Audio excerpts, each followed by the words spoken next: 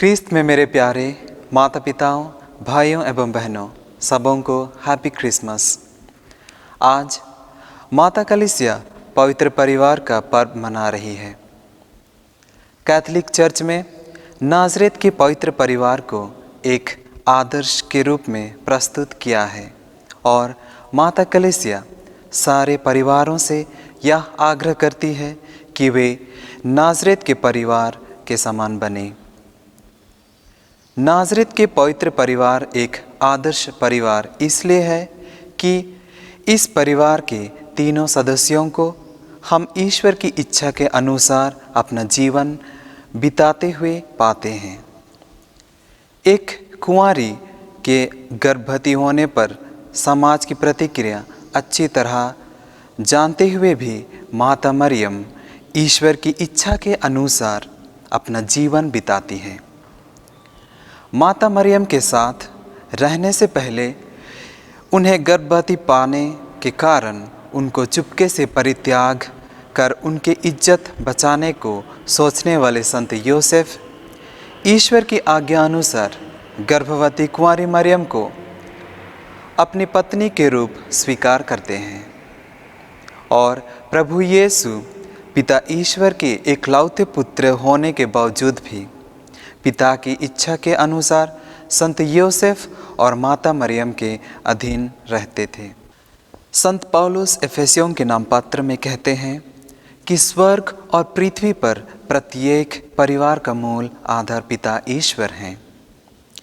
इस वचन से यह स्पष्ट है कि ईश्वर ही दुनिया के हर एक परिवार को रूप देने वाले हैं। या फिर हम कह सकते हैं कि जब लोग ईश्वर की इच्छा के अनुसार एक साथ जीवन बिताते हैं तब वे परिवार बन जाते हैं। इसलिए जो ईश्वर के इच्छा के विरुद्ध एक साथ रहते हैं तो उनको हम परिवार नहीं कह सकते हैं, क्योंकि वहाँ ईश्वर का सान्निध्य नहीं है और इस कारण से वे एक शरीर नहीं हैं, भले ही वे एक साथ रहते हैं। परिवार ईश्वर की सृष्टि का एक श्रेष्ठ काम है। इस कारण से ईश्वर के लिए परिवार सबसे महत्वपूर्ण है। आदि से ही ईश्वर ने परिवार की योजना बनाई थी। उत्पत्ति ग्रंथ अध्याय 2 में हम पढ़ते हैं कि ईश्वर ने जब मनुष्य को गढ़ा तब उसे नर और नारी के रूप में बनाया। जब अपना प्रतिरूप बनाया गया मनुष्य सभी पापी बन गया, तब उसे बचाने के लिए भी ईश्वर इब्राहिम और उनके परिवार को चुनते हुए और सदस्यों के बाद जब पापी मनुष्य को बचाने के लिए ईश्वर को खुद आना पड़ा, तो ईश्वर एक परिवार में जन्म लेते हैं। यूहन्ना के सुसमाचार में हम प्रभु यीशु को अपना पहला चमत्कार एक विवाह के समय करते हुए देखते हैं। यीशु उनका पहला चमत्कार यरूशलेम मंदिर में, किसी सभागृह में या कहीं अन्य जगह में कर सकते थे, लेकिन यीशु ने एक परिवार रूप लेने का आनंदमय अवसर पर किया। संत मत्ती के सुसमाचार में प्रभु यीशु ने स्वर्ग राज्य की तुलना एक विवाह भोज के साथ की। कलीसिया के लिए परिवार जीवन का पुण्य स्थान या पूजन स्थान है। परिवार एक मंदिर है जहाँ जीवन को आवश्यक पोषण मिलता है।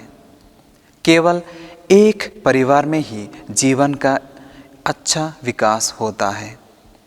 माता कलीसिया के लिए परिवार ऐसी जगह है जहाँ पवित्र त्रित्व है, पिता, पुत्र और पवित्र आत्मा के समान एकता हो। माता कलीसिया के लिए हर एक परिवार घरेलू गिरजा है। कलीसिया की एकता बनाए रखने में परिवार की अहम भूमिका है। ईसाई परिवारों को पवित्र बनाए रखने के लिए परिवार के सदस्यों को कुछ कार्य करना बहुत जरूरी है। इसके बारे में धर्म ग्रंथ में स्पष्ट रूप में लिखा गया है। संत पौलुस कहते हैं कि पति अपनी पत्नी को उसी तरह प्यार करे जिस तरह मसीह ने कलीसिया को प्यार किया। और संत पेतरुस कहते हैं, पतियों अब भी अपनी पत्नी का ध्यान रखें और उसे अबला समझकर तथा अपने साथ अनंत जीवन के अनुग्रह के उत्तराधिकारिणी जानकर उसका समुचित आदर करें।